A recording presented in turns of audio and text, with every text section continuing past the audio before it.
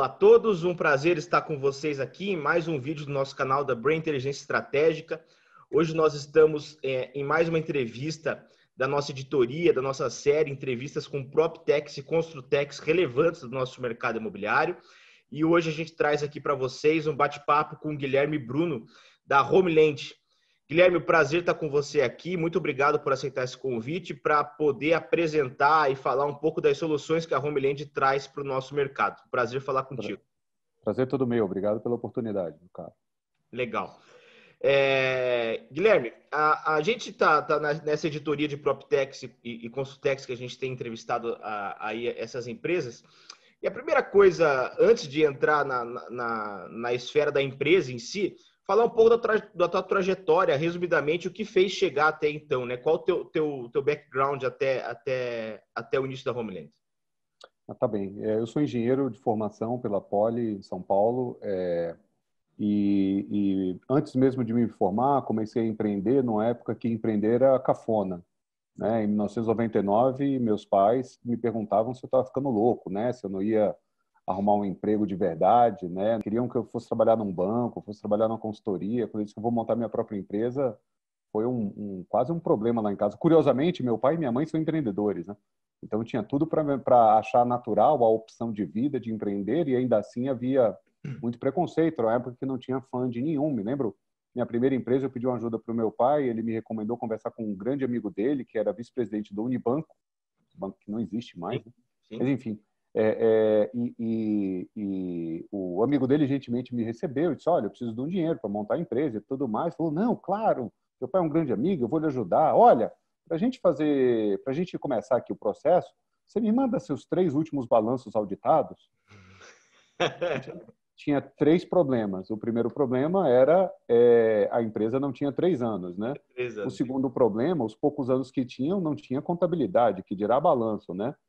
Muito menos auditado. Né? Aí eu falei para ele, fiquei com vergonha de dizer, falei: não, tio, muito obrigado e tal, tratava ele como tio, muito obrigado e tal, mas eu acho que eu vou procurar um outro caminho, né? Aí eu falei: ó, pai, você me mandou numa furada, agora você tem que resolver meu problema, me ajuda aí, me dá uma grana para eu colocar o primeiro negócio de pé. Empreender foi uma opção de vida para mim. Legal. Eu comecei sempre na área de tecnologia, eu sempre fui na área de tecnologia. Minha primeira empresa era uma RP para a indústria de impressão. Naquela época a gente desenvolvia RP em DOS, né? Essa galera novinha aí não sabe nem o que é isso mais, né? Que é DOS? Tinha que mandar a versão por correio, tinha que salvar em disquete de 3,5 polegadas. Era um mundo, parece que a gente está falando de 1000 anos atrás, né? Não, foi apenas há 20, né? E dessa empresa, essa empresa 4 anos depois já estava bem sólida. Eu fui montar uma outra empresa também na área de tecnologia, saí da área da indústria de impressão, fui para a área de marketing e vendas. Montamos uma empresa que basicamente construiu uma plataforma de automação de marketing e vendas, que eu vendi em 2014 para um fundo. Em 2013, a gente produziu quase 280 mil peças publicitárias diferentes. Era um monstro de... a gente tinha 36 milhões de imagens indexadas, centenas de milhares de vídeos indexados. Foi uma experiência super interessante. Embora você tenha engenharia como formação, você sempre foi mais tecnológico e menos tijolo, vamos falar assim. Eu não sou engenheiro civil, eu sou engenheiro mecatrônico, mas eu não sei a diferença de um carburador e uma injeção eletrônica. Eu não tenho nenhuma vergonha de dizer. Eu sou um total neófito na área de engenharia. Fiz a minha carreira inteira na área de tecnologia. O que importa é que essa empresa de automação e marketing tinha clientes na área imobiliária, e um desses clientes queria usar a nossa plataforma de automação de propaganda para fazer repasse. E eu falei uma vez não, falei a segunda vez não, na terceira vez que eu disse não, o diretor financeiro dessa empresa me chamou de um tapado. Você é um tapado, você não está enxergando o potencial disso aqui e tal. Falei: então tá bom, destape o tapado, né? Não adianta apontar o problema, tem que dar a solução, né? Com certeza. E a Homeland nasceu, então, literalmente de um acidente, de uma visão bárbara. Hã? Quando foi isso? 2014? Isso foi... Não. Eu vendi a empresa em 2014. A terceira vez que eu disse não, Eu disse o seguinte, bom, já que eu estou meio sem ter o que fazer, eu não quero, estou muito novo para me aposentar, tá bom, vamos fazer o seguinte, a gente topa construir uma plataforma de repasse desde que você me ajude e você me pague. E isso como um teste, né? Eu queria saber se ele estava falando sério, né? Porque a proposta é quase indecente, né? A proposta é mais ou menos assim, olha, você vai pagar tudo e esse dinheiro que você vai investir vai construir um ativo que é 100% meu, né? Fácil, né? Só isso? Mas Uma coisa. é só isso. Não, só isso. Ah, sim, você tem que me ajudar, porque eu não conheço nada, né? Eu não sabia a diferença de incorporar e construir. Eu não sabia a diferença de incorporadora e construtora. Eu não sabia o papel de imobiliária. Não tinha nenhuma familiaridade no negócio imobiliário. Mas mais importante, Teve que eu se nunca... apostar um glossário aí, né? Teve que ler glossários aí. Pois é, eu tinha tido experiência na área de impressão, na industrial, tinha tido experiência na área de marketing, propaganda, mas não tinha conhecimento algum nem de incorporação, tampouco da área financeira. Nunca tinha trabalhado em banco, nunca tinha trabalhado em fundo de investimento, não sabia o que era um CRI. Então, a terceira parte do contrato era, você vai me pagar, vai ser tudo meu e você tem que me ensinar tudo, porque eu não sei nada. E ainda assim ele disse, não, combinado, fechado, faz o contrato que eu assino. Eu falei, pô, então o negócio é sério. A oportunidade existe, né? Exatamente. Essa foi o teste para chegar à conclusão que, de fato, havia ali uma oportunidade. Isso já era começo de 2016. A gente literalmente montou uma empresa para fazer um negócio que a gente desconhecia. O primeiro desafio foi automatizar repasse. Depois a gente descobriu que repasse, como era e como é tratado no setor, é tentar desentortar pau que nasce torto. Isso não existe. Você tentar desentortar pau que nasce torto, ele quebra. Na verdade, você tem que fazer uma venda mais bem feita, senão o exercício do repasse, tentar fazer repasse, é o equivalente a você enfiar a tomada da Dilma num plug americano. Tem que comprar um adaptador, arrancar um pino, fazer uma gambiarra. Vai ficar com mau contato, né? Provavelmente. E provavelmente não vai funcionar por muito tempo, né? E aí a gente descobriu que isso tudo de maneira acidental, né? A gente descobriu que para fazer repasse bem feito você tem que fazer uma venda bem feita, e para fazer uma venda bem feita você tem que fazer a venda do produto imobiliário de maneira integrada ao produto financeiro. Legal. Então o pessoal muitas vezes pergunta, né? O que vem primeiro? Vem o primeiro lado financeiro ou o lado do produto? Eu falei, isso aqui não é uma corrida, eles vêm juntos. O que nesse core de vocês, qual que foi o gatilho, assim, que problema de mercado que a Homeland veio para solucionar? O problema de repasse. Ela nasceu para resolver o problema de repasse. Ela nasceu para resolver o seguinte problema. Na hora que a construtora ou a incorporadora consegue o habite, ela tem lá, às vezes, empreendimentos com 500, 600 unidades que ela gostaria de ver todo mundo repassado no dia seguinte. O repasse ainda é, né? Mas nessa época, acho que nenhuma empresa tinha esse processo automatizado. Era literalmente contratar assessorias, colocar um monte de gente, tocar e ligar para um monte de cliente para vender o produto de financiamento. Era assim que era feito o repasse em 2016 e provavelmente assim que é feito o repasse na esmagadora maioria das incorporadoras no setor, não é? Com o seguinte problema, você muitas vezes continuou cobrando o cliente ao longo desses 3 anos, mas você não manteve nenhuma régua de relacionamento com esse sujeito. Então, o padrão do setor vende na planta e depois liga para o cara para fazer o repasse. Esquece o cara, não lembra nem, enfim, quem é o cara.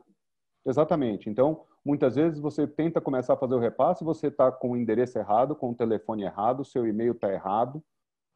Sabe-se Deus, sabe lá Deus como é que esse cara está pagando os boletos, né, das prestações em obra, mas o repasse, na verdade, começa a ser um exercício de localizar o sujeito e depois de vender o produto. E 3 anos depois, muita gente já está insegura. O cara comprou um produto há 3 anos atrás, cara. Em 3 anos, o cara... Tem gente que casa, tem gente que separa, tem gente que nasce, tem gente que morre, muda a situação, aquele negócio. Então, literalmente, a gente, de novo, né, esse primeiro cliente julgou que o repasse era tão simplesmente um exercício de automatizar um processo. Mas eles, na verdade, negligenciavam o fato de que aquele processo de repasse era, no fundo, a venda definitiva do produto. Hoje, aqui na Homeland, a gente chama a venda na planta de pré-venda. Então, isso é uma pré-venda. Você vai lá, põe o cara para dentro, começa a cobrar do cara, mas a venda de verdade acontece na hora que você escritura a venda. Ali é um compromisso futuro. Exatamente, o nome diz, né? Você assina uma promessa, né? Promessa se quebra. né? Sim. Então, não dá para dizer, eu me assusto quando eu vejo o pessoal dizer, o lançamento foi um sucesso, a gente vendeu tudo. Não, você pré-vendeu tudo. Você só sabe se você vendeu tudo mesmo na hora que você escritura essa venda. É isso aí. Aliás, é o momento, por exemplo, que você tem que colocar o imposto de renda como tendo aquele apartamento no teu ativo. Sem dúvida. Não é? Eu não posso ativar uma promessa. Eu tenho ali uma V, né? Eu tenho alguém que tem que me cumprir uma promessa e até lá eu tenho que cumprir a minha promessa de pagar as passagens. Tá, exatamente. Ambos têm que cumprir. Legal. Então a gente nasceu para resolver um problema. O único problema é que a gente descobriu que esse problema era muito maior do que o problema que nos foi apresentado. O problema não é de automação. Muitas vezes as empresas de tecnologia cometem esse equívoco, né? Automatiza uma coisa errada. Você não automatiza um processo ruim, porque vai virar um processo ruim automatizado. Talvez você entregue um resultado muito ruim mais rápido. Muitas vezes você tem que repensar o processo. Ou você automatiza aquela micro questão dentro de um ciclo do processo, né? E você automatiza um pedaço, mas toda a cadeia não está automatizada e aquilo perde o sentido de ser automatizado, enfim, né? Perfeitamente. A solução tecnológica em si não foi o crucial, né? Perfeitamente. O crucial é a desburocratização, correto? Não estou dizendo que a tecnologia não tem um papel a cumprir, mais uma vez, né? Mais uma vez, você não se sustenta eventualmente, a depender. Perfeitamente. Perfeitamente. Quer dizer, não estou dizendo que o repasse deve ser feito com um monte de assessorias penduradas no telefone. Não é isso que eu estou falando. A gente só está dizendo que, além da tecnologia, você tem que entender o que está por trás do processo de repasse. O que está por trás do processo de repasse não é conseguir apenas um financiamento. É localizar o indivíduo, é vender de novo, e agora de forma definitiva, e aí sim, para concretizar a venda, e se ele precisar, aí sim, obter um financiamento. Legal.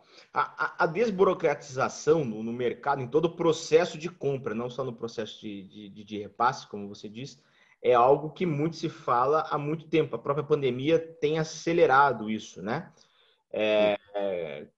Vários processos, várias fases desse processo de compra, pré-venda, ou como a gente chamar, foram modificados ao longo aí da pandemia, né? Isso influenciou no sucesso da empresa, no sucesso da Home? Como isso ajudou a empresa, né? Ou seja, do ciclo de vendas, outros processos serem desburocratizados, automatizados, o quanto isso ajuda no entendimento e na performance de vocês? Ajudou bastante, mas por hora, de verdade, com muito mais com a contribuição de chamar a atenção das pessoas para pensar uma realidade diferente do que, de fato, implementá-la. Além da desburocratização, Guilherme, nós tivemos, em 6 meses, um outro evento super relevante para o nosso negócio, que foi a entrada em vigor de maneira repentina da LGPD. E eu acho que a gente ainda vai sentir muito desse efeito, mas provavelmente daqui a um ano. O mercado não acordou ainda para o problema. Não virou a chave? Não acordou. Não acordou, né? Então, de um lado, as empresas que estão de fato em risco pela LGPD, que são as incorporadoras, né, quem atende os clientes, esse mercado ainda não acordou, ainda não entendeu o que aconteceu. Isso que é verdade. Do outro lado, da desburocratização, por uma série de razões, aqui não os culpo, mas no final do dia os bancos também ainda não adotaram totalmente essa desburocratização. Sim. Os bancos continuam assinando contratos de financiamento em papel. Todos eles. Sem dúvida. Então, todos. Não tem nenhuma exceção. Então, quando o pessoal fala assim, não, fazer o processo todo digital, não sei o que, tem que combinar com os russos. Já diria os russos ainda não. Os russos ainda não aderiram à nossa jornada aqui e eu não os culpo. Eu não os culpo porque o problema da desburocratização no setor imobiliário tem um viés jurisdicional muito forte. Não adianta você ter meios para, por exemplo, escriturar um contrato de financiamento de maneira digital se não há o conforto jurídico de que essa assinatura é válida. Porque não compensa. Realmente não compensa. A gente gera cédulas de crédito imobiliário aqui, muitas cédulas. Meu maior receio não é quanto ao processo de registro imobiliário. Meu maior receio com essa história de assinatura digital é como é que um juiz lá na frente vai interpretar essa assinatura. e se vai considerar esse contrato como válido. Lamentavelmente, no Brasil, a gente leva 10 anos para entender como é que o juiz lê a lei. Ninguém sabe me responder como é que o juiz vai interpretar uma eventual judicialização de um processo que não poderia ser judicializado, né? Porque a alienação fiduciária, a lei da alienação fiduciária foi feita para que a execução da garantia, a execução da garantia fosse feita de maneira extrajudicial. Sim. Sabemos todos que o índice de judicialização de processos varia muito de estado para estado, mas não é desprezível. Sabemos todos que na brincadeira de financiamento imobiliário não adianta acertar 99 e errar 1, porque o jogo é de margem muito apertada, né? E a verdade é que ninguém sabe qual é a segurança de fazer. Eu já tive processo aqui que eu poderia ter feito digital, eu optei por circular papel. E não tenho nenhuma vergonha de dizer isso. A razão é simples. Eu estou gerando uma cédula de crédito de R$500 mil. A minha pergunta aqui, vamos fazer assinatura digital? Eu falo, peraí, deixa eu ver se eu entendi. O que você está me dizendo é que é preferível correr um risco de 20 anos, por 20 anos, de uma cédula de R$500 mil para economizar 50 cruzeiros e mandar um motoboy na casa do cliente, pegar a assinatura dele e depois levar essa assinatura para reconhecimento de firma em cartório? É disso que a gente está falando aqui? Só para ser cool, né? Só para ser... só para... Então, a despeito de ser de tecnologia, fiz minha carreira inteira, minha vida inteira no setor de tecnologia, não tenho vergonha nenhuma de admitir. Não vou fazer assinatura ainda de contrato de financiamento desta ordem de grandeza de maneira digital, porque não tenho segurança alguma jurídica. O pessoal fala, mas o cartório eu já aceito. Eu não estou preocupado com o cartório, isso é de menos, gente. Nosso problema aqui, eu sempre digo, Guilherme, o grande desafio do repasse, o grande problema causado no repasse, o repasse é estressante, o repasse é desgastante, o repasse irrita cliente, fala assim, bota o cara dentro do imóvel e repassa depois. Eu quero ver se ele vai ficar irritado. O repasse não pode levar 90 dias, depende. Com o sujeito do lado de fora da porta, não pode levar 5. Com o sujeito do lado de dentro da porta, pode levar 90. A gente, as incorporadoras todas, sem nenhuma exceção, entrega o imóvel pelado. O cara leva 90 dias para colocar piso, louças e metais. É isso. Não, o desafio é outro, é entregar a chave para o cara. Então, de verdade, se vai levar 30 dias para escriturar no cartão... A ânsia segura, né? A ânsia do cara... Você baixa a ansiedade colocando o cara para dentro. Esse é o ponto. É. E aí, colocou o cara para dentro, se dali para frente vai levar 30 dias ou 45 dias para ter alienação fiduciária escriturada e a matrícula individualizada atualizada, isso é irrelevante. Então, a gente está olhando, na minha visão, essa história da desburocratização, a gente tem que tomar muito cuidado para não estar olhando para o problema errado. Meu problema não é fazer assinatura digital. Meu problema é colocar o sujeito dentro do imóvel muito rápido, porque essa é a agonia dele. Ele não está preocupado em assinar de maneira digital. Ele está preocupado em assinar de maneira digital porque ele quer entrar no imóvel. Ora, então vamos botar o cara dentro do imóvel. Se houvesse uma diferença substancial de timing entre essa digital e a física, a offline, vamos chamar assim, né? No que tange a habitação do negócio, seria um mega diferencial, mas... Perfeitamente. Agora, o que sim a gente... Então, esse é o impacto que está todo mundo aqui... Eu ouço muito zoom, e eu, de verdade, acho que está se discutindo um ponto totalmente relevante. Agora, quando o processo começa, aí a minha opinião é diametralmente oposta. Então, vamos lá. Nos dias de hoje, você dizer para o cliente, dá um pulinho aqui no stand para me entregar seu imposto de renda, francamente.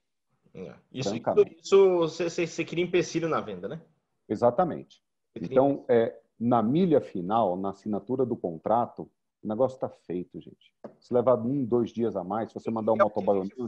É o momento mais feliz da vida do cara. 80% dos clientes que para uso próprio é o momento feliz da realização da vida do cara. Então Pois é. O nosso desafio é não transformar... Para poder assinar, para eu estou comprando um imóvel, né? Exatamente. Muita gente fala que a jornada é digital, totalmente digital. Teve um caso, aí aquelas histórias, né? Acontece muito no mercado imobiliário, né? Teve um caso aqui que a gente vendeu que o cara não fez a visita. Sua empresa sobrevive fazendo uma venda? Sua empresa sobrevive fazendo 10 vendas? Sua empresa sobrevive fazendo 100 vendas? Não. Não tem jeito. Talvez o grande caminho, né, Guilherme, que a gente fala é o hibridismo do processo, né? Perfeito. É a gente usar com inteligência, com muita inteligência, a ferramenta digital. Então, mais uma vez... Complementar ao trato humano, né? Perfeitamente. Então, a nossa visão aqui na Homeland é O sujeito começa a jornada de compra de imóveis de maneira digital. Ponto. Sem dúvida. Ele pode até ver um outdoor na rua, ele pode até passar em frente ao lançamento. A primeira coisa que esse cara vai fazer é pesquisar na web sobre esse empreendimento. Ele começa a jornada de verdade de maneira digital. Então, a primeira coisa que a gente tem que fazer é aderir a essa realidade que não veio com a pandemia. Isso não tem relação nenhuma com a pandemia. Isso é assim há alguns anos, né? Na nossa cabeça aqui, primeiro atender esse sujeito de maneira digital. Ah, mas esse cara quer fazer uma visita. Não tem problema nenhum. Recebe o cara, presta os devidos esclarecimentos. Agora, vamos pensar aqui. De cada 100 sujeitos que entram no stand de vendas, se tudo der certo, a gente tira uma venda. Uhum. Tem alguma coisa errada, não tem? Quer dizer, você empreende um recurso humano, né? Seja um corretor terceirizado, seja uma pessoa de atendimento, aí vai lá, mostra o empreendimento, aí mostra a maquete, aí mostra a planta, senta na mesa, serve um café, passa 2 horas conversando, 3 dias depois descobre que aquele apartamento não cabe no bolso. Que beleza. É isso aí, que não era para ele aquilo. Que beleza. Então, na nossa cabeça, além de começar a prestar o atendimento de maneira digital, a missão número 2 da Homeland é como é que a gente descobre se a gente tem um fit produto-cliente. Se isso aqui não encaixa, e quem determina esse encaixe, me desculpe, é o financeiro, é o bolso dele, não há que se continuar a jornada. Não adianta. O cara, você pode encantar o cliente, ele pode se apaixonar pelo produto. Se não couber no bolso dele, meu amigo, não vai ter negócio. É isso aí. Então, a gente entende que a gente tem que fazer um primeiro assessment, né? uma primeira abordagem financeira antes mesmo de colocar esse sujeito na milha física. Agora sim, aí a gente está falando de um legado interessante da pandemia.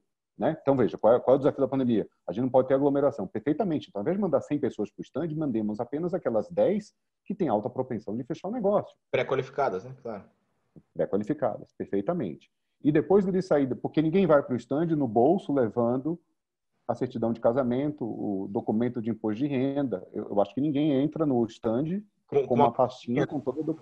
Exatamente. Demos a eles, então, uma jornada digital desse ponto para frente. E o menor dos nossos problemas vai ser assinar, se for o caso, em papel, aquele contrato de financiamento. Eu acho que a gente já tem segurança jurídica, pela insegurança jurídica do instrumento de promessa, para fazer a assinatura da promessa de maneira digital. Então, o que eu estou dizendo é o seguinte, o instrumento jurídico, promessa de compra e venda, já é frágil. Ele já é algo um pouco melhor do que um pedaço de papel de pão. Então, fazer assinatura digital ou física não faz diferença nenhuma. Eu já estou falando de uma promessa que pode ser quebrada, de uma coisa que está, né, que já não é uma coisa robusta. Então, que diferença faz eu fazer assinatura física ou digital? Zero. Então, eu sou 100% favorável a fazer assinatura do instrumento de compra e venda, especialmente se tratasse de uma promessa de maneira digital. 100% favorável. É isso aí. E para mim, isso, se você fizer uma jornada agradável para o cliente, ele vai, no dia de assinar o contrato de financiamento de maneira física, estar feliz.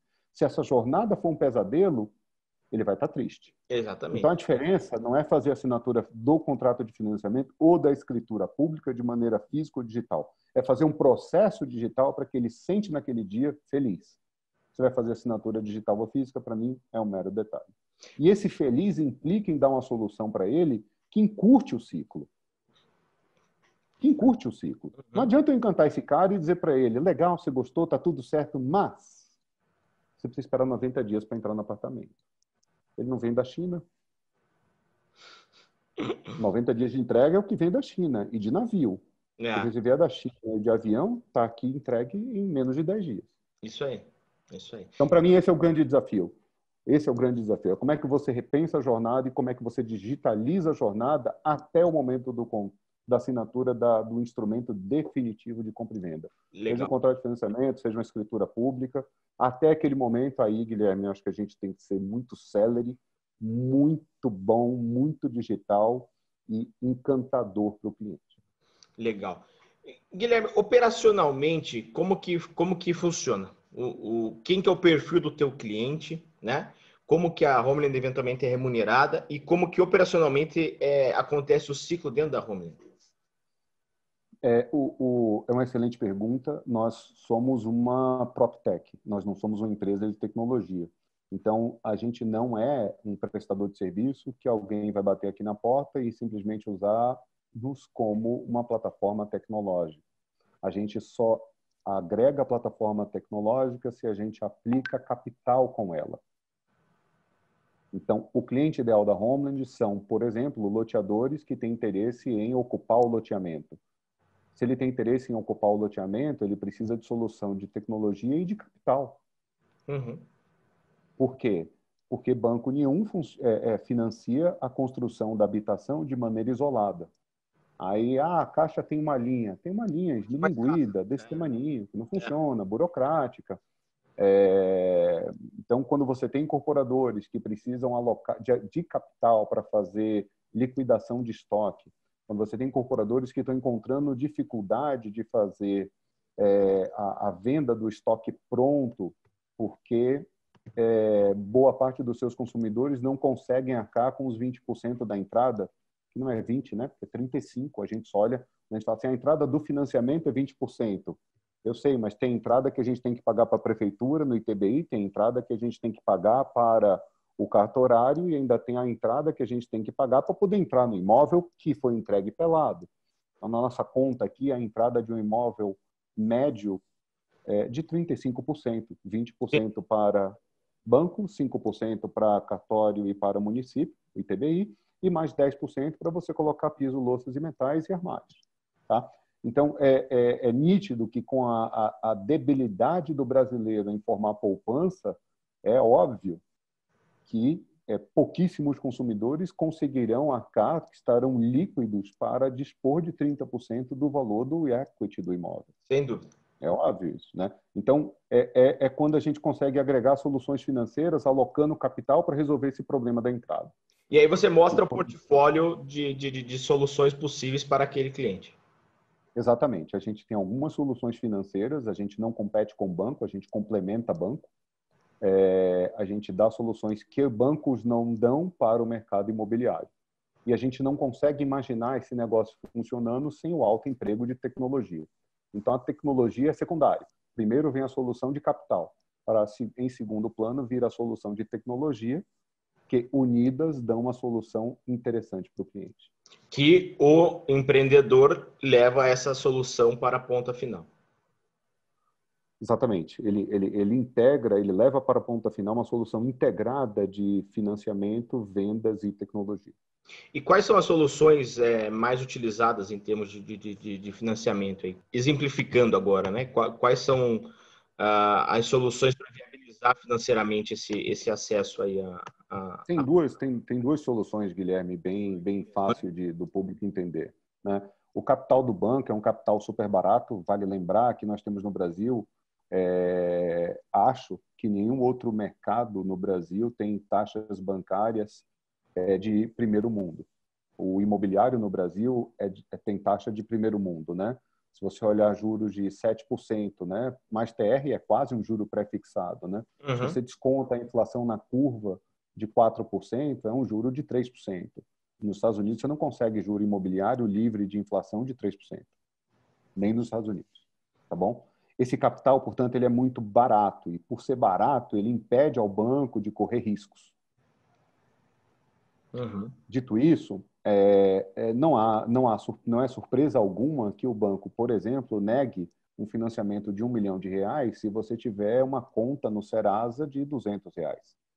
Por quê? Porque a máquina de crédito dos bancos ela é toda montada para negar qualquer tipo de risco. Ela é avessa a risco. Eu não sou tomador de risco, não acho que a gente tem que ter soluções para subprime aqui no Brasil. Não é isso. Mas, numa pirâmide, eu não preciso sair do cume diretamente para a base, né? Tem um monte de negócio no meio aqui. Tem uma série de clientes que não são AAA, que é o que o banco quer, mas também não são uma escória e que merecem um endereçamento, e que merecem uma solução financeira. Obviamente, esse cliente nunca vai ter a mesma taxa do cliente AAA, é óbvio. Mas eu também não preciso dizer não para ele. A primeira solução financeira que nós temos é para esse mercado que o banco não atende. A segunda solução que nós temos, que eu acho que vale a pena comentar, é que muita gente diz para mim, puxa, legal, né? Tem crédito imobiliário em 5 bancos, né? Eu acho que tem crédito imobiliário em 5 marcas, mas, na verdade, os 5 bancos são o mesmo banco, né? Até onde eu saiba, os 5 bancos trabalham com LTV de 80%, com taxa de 7% indexada na TR, todo mundo com 360 meses de prazo, todo mundo amortizando na tabela saque. Só E muda, todo mundo só muda a muda, bandeira. só muda logo, né? Agora tem Só novas muda o modalidades logo. saindo, mas enfim. Aham. Ah, mas não, tá bom. Que nova modalidade que saiu? Saiu a Caixa com IPCA+. Legal. Tá os juros IPCA... poupança, né? Enfim. Não, entendo, mas assim, gente, IPCA mais 4 e TR mais 7 é a mesma coisa. Você muda um pouco o risco. Você fica com risco de inflação, ao invés de você não ter o risco de inflação. Mas tudo é precificado no mercado financeiro na curva. A curva de inflação mais 4 e TR mais 7 é exatamente a mesma coisa, não muda nada. Ah, mas agora o Itaú tem essa linha, né, que o juro é variável. É a mesma coisa. É a mesma coisa. Eu fico me perguntando, muita gente me perguntou sobre essa linha, eu falei, não sei por que eu tomaria esse risco, eu não entendo. Eu vou tomar um risco que, se tudo der errado, o meu juro sobe. E se tudo der certo, né, eu fico no mesmo lugar onde eu estava. Também não entendo muito bem esse negócio, porque se tudo der certo, eu porto o meu financiamento, né? Então, eu não discordo que a gente está um pouco mais inovador, porque até 12 meses atrás, nada, absolutamente nada era diferente, mas, Inércia, de né? verdade, A gente estava na inércia e agora, é, pelo menos, a engrenagem começou a... saímos da inércia. Agora não estamos nem de perto aqui dizendo, não estamos nem de perto numa realidade em que a gente tenha mais produto financeiro. O produto financeiro é um só e continua exatamente igual. É 80% de LTV, tabela saque de amortização, não 300. é? Ou não é? Uhum. 360 meses e com juros mais ou menos de 7%. É isso aí. Nós temos um banco com 5 bandeiras. Ah, e aí a última ponta que atende cliente do segmento AAA. Não pode ter nada sujo no nome do cara, não pode aparecer uma manchinha no currículo dele que, com toda razão, como ele tem que correr muito, como ele não pode correr risco porque o capital é barato, ele tem que dizer não para o risco, né? Então, de novo, né? Você ter apenas uma alternativa que lhe exija 20% de entrada, você claramente vai deixar de atender muitos clientes. Claramente. Então, uma outra solução que nós temos é, então, tá bom, faz assim, me dá aqui o imóvel, eu coloco ele no meu balanço, eu alugo para o Guilherme até que o Guilherme tenha pago a título de aluguel, ele tenha conseguido pagar o aluguel e um pedaço da amortização da entrada para que ele pegue esse apartamento financiado daqui a 3 ou 5 anos. Uhum. Mais uma vez, a nossa cabeça sempre é assim, metade ou mais do problema é resolvido quando eu coloco o sujeito dentro da casa que ele quer morar. Que é a tangibilização do sonho dele, né? Exatamente. Depois que você faz isso, ele fica sem pressa para repassar, ele está ok em ficar alugando o apartamento por um tempo se ele puder comprar em seguida. A gente não tem dificuldade nenhuma com essas coisas. Então, as duas soluções financeiras mais comuns que a gente usa aqui é uma alternativa ao SFH, que é aquele sistema muito bom, mas muito engessado, muito rigoroso, por onde só passa quem é AAA. Uhum. E a outra é para atender aqueles clientes que não têm capacidade e liquidez para pagar a entrada. Exatamente. E, Esses são os dois grandes problemas que a gente vê não endereçados pelo sistema e a financeiro. estruturação de funding disso, como é, Guilherme? Mercado de capitais. No caso de A capital. gente capta dinheiro através de fundos que têm cotistas, e apesar disso tudo, a gente ainda tem que ficar sujeito às regras rígidas do sistema financeiro da habitação e sistema financeiro imobiliário, todas elas feitas para bancos, né? Qual é a diferença entre um banco e um fundo?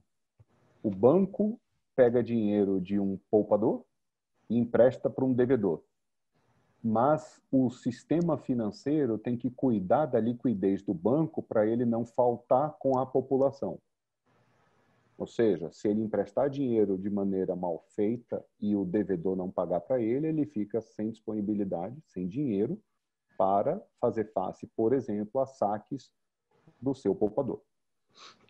Fundo é uma dinâmica totalmente diferente. A gente lida com investidores profissionais. Investidor profissional é aquele que investe pelo menos 10 milhões de reais. É óbvio que é super indesejável ele perder dinheiro, mas ele não tem consigo o risco sistêmico.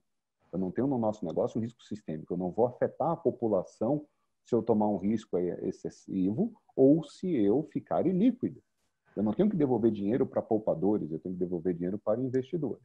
E quando você olha as normas do SFH e do SFI, fica muito claro que ela é avessa ao risco, porque ela imagina que do outro lado tem uma instituição financeira que precisa fazer face a necessidades de poupadores. Legal. A gente está num cenário de Selic, as mínimas taxas históricas, você falou um pouco aí de juro real, etc., né? Que, enfim, o quanto isso impactou o teu negócio? Ou seja, nós estamos falando, a grosso modo, da principal compra da vida de uma pessoa, né? O que vocês fazem para mitigar uma possível aversão desse cliente a ir para algo novo, ainda que desburocratize, ainda que agilize, etc. Isso impactou uma Selic baixa, uma queda, tudo bem, estamos a 7%, mas há 18 meses estava a 10%. Né? Então, essa queda, isso chegou a impactar de alguma forma o teu business, o teu negócio em si? É sim, pelo seguinte, porque, bom, primeiro, só para ficar claro aqui, né? Quando a gente fala de juros imobiliários, a gente precisa lembrar que a gente está falando de um contrato de 20 a 30 anos. Sem dúvida. Então, o juro de curto prazo tem relevância zero no nosso jogo. Vamos assim, pô, o CDI caiu para 2. Aí eu respondo, não, o CDI hoje está em 7,96. Mas como assim 7,96? O que importa para mim é o juro de 10 anos. Os juros de hoje não quer dizer nada. Uhum. Você quer um empréstimo de 1 ano ou você quer um empréstimo de 30? Se você quer um empréstimo de 30, eu preciso olhar a curva de juros no ponto mais longevo, mais longínquo que eu consigo. Infelizmente, o Brasil, como o mercado de capitais no Brasil ainda é muito incipiente, a gente não tem curva de juros de 30 anos, a gente só tem curva de juros de 15. Quando você olha a curva de 15 anos, o juro no Brasil não caiu muito não, Guilherme. O juro do Brasil caiu marginalmente. O investidor internacional, principalmente, não confia que nós seremos capazes de ter uma política monetária e fiscal responsável a ponto de sustentar esses juros de 2% por um período largo de tempo. Então, a queda de juros, na verdade, não me permitiu praticar juros tão mais baixos assim. Não foi só Homeland, não.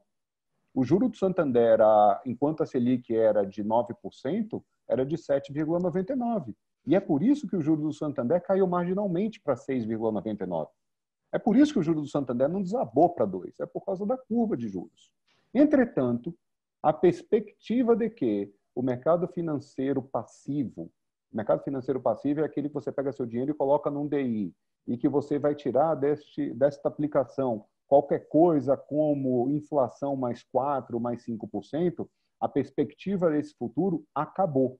E o que nós vimos foi os investidores, mais parrudos principalmente, começar a entender que eles vão precisar correr mais risco para ter os retornos que eles tinham há 4 ou 5 anos atrás. Mas esse investidor se acostumou, a gente tem que lembrar sempre, né, olhar um pouco a história. Né? A história ajuda a gente a entender o comportamento humano. Né? Você imagina um investidor, um gestor de um family office, de um patrimônio considerável que uma família montou ao longo de gerações, que está acostumado a aplicar sem risco nenhum, conseguir sustentar todos os herdeiros daquela família com um rendimento de juro financeiro. Sim. De repente, esse sujeito, correndo risco zero, quer dizer, risco zero não existe, mas o risco desse cara era o Itaú quebrar, né? Ele estava ali sentado numa carteira de fundo do Itaú, sentado no CDI do Itaú, no CDB do Itaú. De repente, ele tem que virar para essa família centenária e dizer o seguinte, olha, agora a gente vai ter que correr um baita do risco. Isso não funciona. Ele vai ter que fazer isso de maneira gradativa. E para nós o grande impacto foi esse, é que a gente viu esse tipo de investidor entendendo que essa realidade de ganhar 4, 5% acima da inflação sem correr risco nenhum acabou. Esse cara não quer ir para um investimento de altíssimo risco, mas ele não quer ficar no retorno zero. O retorno do CDB hoje é negativo. Sem dúvida, está derretendo dinheiro. É isso aí. Está derretendo dinheiro. Então, esse cara acha no imobiliário um porto seguro. E o investidor é consistente, né? Se você olhar o portfólio de investimento dessas famílias, elas sempre tiveram, a despeito da miserabilidade do yield imobiliário, né? Como é visto, né? Puxa vida, imobiliário não presta, ele só dá 6% ao ano, né? Eles sempre viram isso como um porto seguro, e se você olhar o portfólio de investimento de famílias mais tradicionais, você via ali a caixinha de imobiliário com 10%, com 15%, com 20% da alocação. Não era majoritário da carteira, né? Perfeitamente. O que esses caras entenderam foi assim, puxa, talvez não seja 20%, porque aquela minha fatia de renda fixa no CDB, eu vou ter que trazer para zero. Então, talvez a minha fatia de imobiliário tenha que crescer de 20% para 25%. Talvez ela tenha que crescer de 25% para 30%.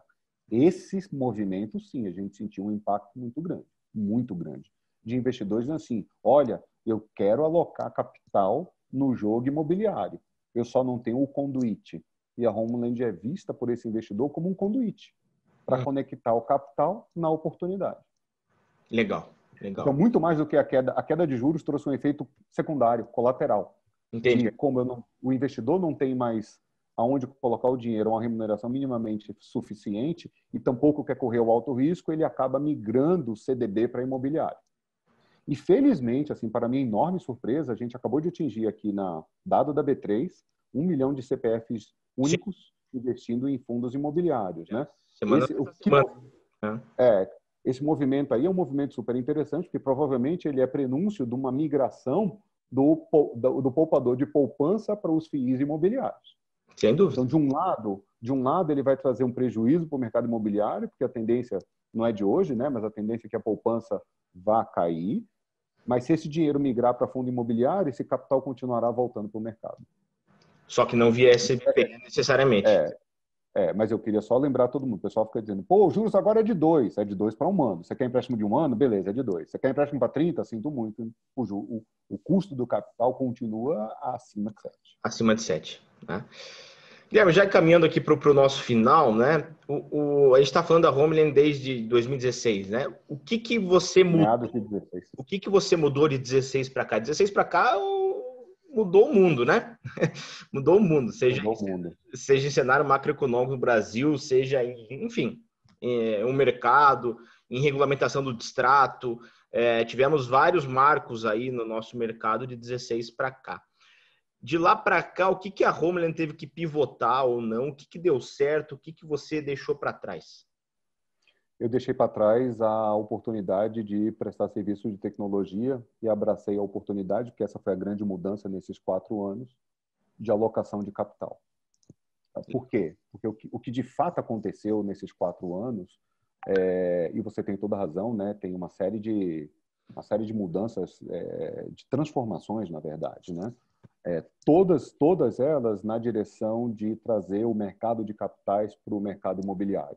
A gente já falou de algumas delas aqui, né? Do CDB, hoje tem um rendimento líquido negativo, se descontar da inflação, mas a gente tem marcos regulatórios importantíssimos, como, por exemplo, o ASCD, né? Uma instituição financeira que não é banco e que também pode emitir contratos de financiamento imobiliário. Você tem uma transformação muito grande, a gente acabou de comentar, do público, do pequeno poupador para os fundos imobiliários, porque, né, complementando a migração dos investidores mais parrudos para fundo imobiliário, o que a gente está vendo aqui é uma grande oportunidade de ser o conduíte entre o mercado de capitais e o mercado imobiliário. E esse conduíte tem uma relação muito forte com o capital, porque o mercado imobiliário é um mercado de capital intensivo. E a gente tem que lembrar que em várias situações esse mercado não dispõe de alternativa que não o equity. Então, deixa eu lhe dar um exemplo. É quase inacreditável o que a gente está vendo de ondas de IPOs de companhias incorporadoras no Brasil. O Brasil já tem, se não me falha a memória, 23 companhias abertas listadas. Isso não existe. A importância do setor imobiliário. Tem uma 19 na fila, né? Pois é, mas você não vê em mercado nenhum no mundo essa quantidade de incorporadoras, né? Isso significa o quê? Que o mercado de incorporação, sim, é um mercado que, apesar de poder tomar funding em banco, é um mercado de capital intensivo sem alternativa. Ele não tem alternativa. Ou a empresa faz um IPO ou para de crescer. Isso que é verdade. Então, a gente acredita que não vai, esse espaço está esgotado. Eu não acredito que vai sair 13 IPOs aí pela frente. Eu não acredito nisso. Isso não faz sentido nenhum, né? Mas eu entendo o incorporador. É a única alternativa dele. E a gente acha que criar alternativas para esse... a gente acha que tem que ser criadas alternativas para esse mercado finalmente sair do patamar estagnado de 8% do PIB. Em qualquer mercado desenvolvido, o mercado imobiliário vai para 14, para 16, chega a 20, né? E a gente acredita que essa pernada aqui claramente não vai ser dada pela inflação, pela poupança, perdoe. Isso claramente não vai acontecer, né? Se a poupança não vai crescer, não tem como dobrar a destinação de recursos de um negócio que não vai crescer para fomentar o crescimento do imobiliário. Número 1. Número 2, eu não acredito na abertura de capital. Eu não acredito que a gente vai criar uma Estrovenga brasileira aqui, tendo tantas companhias incorporadoras abertas e o peso delas na bolsa tão grande, porque isso não se repetiu em lugar nenhum do mundo. É uma invencionice brasileira. O que eu acredito que vai acontecer como mola propulsora do crescimento, da importância do mercado imobiliário no PIB da nação, é o desenvolvimento do mercado de capitais. Então, o que de fato mudou, mas mudou radicalmente na nossa visão, é a oportunidade de ser um conduíte para o mercado de capitais, conectar-se e fomentar o mercado imobiliário. Eu não vou longe, não. Eu não vou longe, não. Quantas loteadoras têm capital aberto na Bolsa hoje? Uma? Quem é? Não, não tem. Zero. Zero, zero. É zero. É zero. Zero. Quantas loteadoras acham no banco um parceiro financiador? É, Zero. zero. É tudo zero. É um grande mercado do interior brasileiro, né? A gente costuma brincar na Brain que Mundo. o Brasil não é a Faria Lima, né? No sentido de, Exatamente. né? O Brasil não é a Exatamente. Faria Lima, né? Então a gente costuma brincar. Exatamente. A gente tem que entender a realidade brasileira. O Brasil é horizontal. Exatamente. 90% das moradias brasileiras são horizontais. Então é Exatamente. um grande mercado, né? Perfeito. Na nossa visão, o legado grande da pandemia não está na digitalização no processo, está na desurbanização do brasileiro. O grande legado que a pandemia está deixando aqui para a Homeland não tem nada a ver com o digital, tem a ver com qualidade de vida. Tem a ver com o brasileiro ter acordado que uma solução de moradia de 23 metros quadrados talvez não seja a melhor forma dele endereçar o problema de habitação pelos próximos 30 anos. Estávamos falando um pouco antes de começar o nosso bate-papo sobre isso, né? Sobre a qualidade Não de é? vida de se morar. A gente estava falando um pouco antes aí, né? Pois é. Então, e movimentos relevantes, como, por exemplo, o da XP, né? De Sim. dizer, epa, Faria Lima, acabou. Acabou. Eu estou indo para o interior de São Paulo e vou levar nosso time, na medida do possível, para o interior de São Paulo. Então, repetindo e respondendo de maneira objetiva a sua pergunta, o que de fato mudou para nós aqui nesses últimos 4 anos foi o amadurecimento do mercado de capitais, a regulação, o entendimento do investidor que o CDB não vai funcionar mais, né? Uhum. E, portanto, a oportunidade desse fluxo de capitais se conectar ao imobiliário. E o que a gente acha não é que loteamento é ruim, não é que casa é ruim, é que não tem conduíte. É que os processos e a forma como a gente formaliza crédito no imobiliário no Brasil é muito ruim. É muito ruim. O pessoal fala, né? O pessoal, quando contratava a Homeland do passado, né, para fazer prestação de serviço, qual é o índice de distrato? Vamos lá. Tem 2 tipos de distratos aqui na Homeland. Tem aquele distrato forçado, previsível, que apenas você se descuidou e aí você descobriu 3 anos depois que você teve que fazer, e tem um distrato fortuito, porque o cara perdeu a renda, porque... Né? A pessoa diz, porque o distrato está beirando 50% aqui. Eu falei, não. Eu garanto que o distrato não vai passar de 12%. De 12 para 50, o que aconteceu foi venda feita de maneira irresponsável. Sim, venda mal Era feita. totalmente previsível. Isso é totalmente previsível. Você pega o CPF do cara, eu consigo te mostrar ex ante que lá atrás você já devia saber que você nunca ia conseguir financiar. Aliás, que ele nunca ia conseguir pagar. O critério de escolha de compra ou não compra é ter CPF, né? Tem CPF, você consegue comprar. Perfeitamente. Então, perfeitamente. O que assusta o investidor, o que assusta o mercado de capitais no mercado imobiliário é isso. É a falta de profissionalização como a gente brinca de ser banco. Que a loteadora brinca de ser banco. A incorporadora brinca de ser banco. Não dá para brincar de ser banco. O banco é um negócio muito complexo. É um negócio que você precisa tomar cuidado. Eu repito, eu adoro esse exemplo. Jogo de banco não dá para acertar 99 e errar 1, porque esse erro vai lhe quebrar. Sem dúvida. Show. Guilherme, para acabar, algo que a gente tem perguntado para todos, né? Ao que você nomeia, ao que você coloca na conta esse aumento expressivo de PropTechs no nosso setor? Por que está aumentando tanto? Né? Porque era um mercado, obviamente, mais arcaico, é porque realmente faz sentido digitalizar várias frentes do nosso mercado, PropTechs e Construtechs. Né? Então, ao que se deve a esse aumento expressivo do mercado de PropTechs, do segmento de PropTechs e Construtechs? Para mim é a combinação de fatores, tá? Sim, a gente era jurássico e aí o mundo estava mudando muito rápido, a gente criou um passivo, a gente estava muito atrasado e isso permitiu, aliás, isso demandou que muitas companhias surgissem. E para mim esse é o primeiro fator, é o preponderante. A gente está tirando atraso. Tá? Então, em qualquer frente, né? Você pensa em companhias que agilizam o processo, que fazem um processo digital, companhias que fazem vistoria de maneira eletrônica, companhias que fazem avaliação, levantamento topográfico com drones. Quer dizer, a gente passou bons anos aqui ignorando o progresso digital. De repente, a gente quis começar a tirar o atraso. Que bom, antes tarde do que nunca. Então, isso justifica o surgimento de tantas empresas de tech, seja PropTech, Construtech, o nome que você quiser. Isso, para mim, é o fator preponderante. O segundo fator mais uma vez, né, aquela história do investidor que precisa migrar para capital de risco.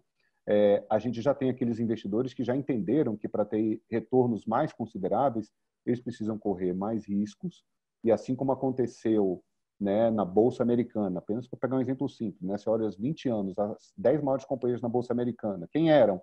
ExxonMobil e etc., companhias da economia antiga, digamos assim, tradicional. Você olha hoje as maiores companhias na Bolsa Americana, das 5 maiores, 5 techs. Então, está todo mundo olhando o seguinte, puxa vida, em algum momento, quem são as 5 maiores companhias no Brasil hoje?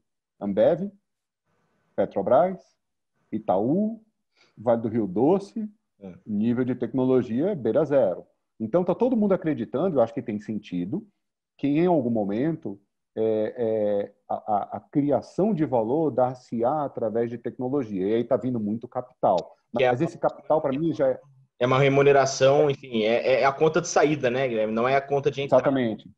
Exatamente. Agora eu acho, eu de novo, né, contei aqui no começo do papo que eu comecei a empreender numa época que empreender era cafona, virou modismo demais.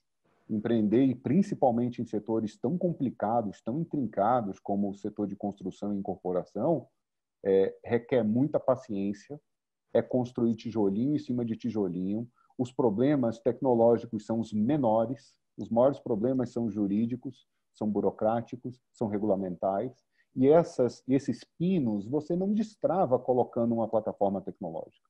Então, as coisas não acontecem do dia para a noite. Então, eu acho que está vindo muito capital achando que vão ter empresas que vão transformar em poucos anos, e essa coisa não vai acontecer, nem nessa magnitude, nem nessa velocidade. Legal. Então, o segundo fator para mim, então primeiro tem um legado que a gente tinha um passivo, está resolvendo, ótimo. Mas agora a gente pisou demais no acelerador também. Está vindo capital demais para a bolha. Está vindo uma bolha, claramente para mim está vindo uma bolha.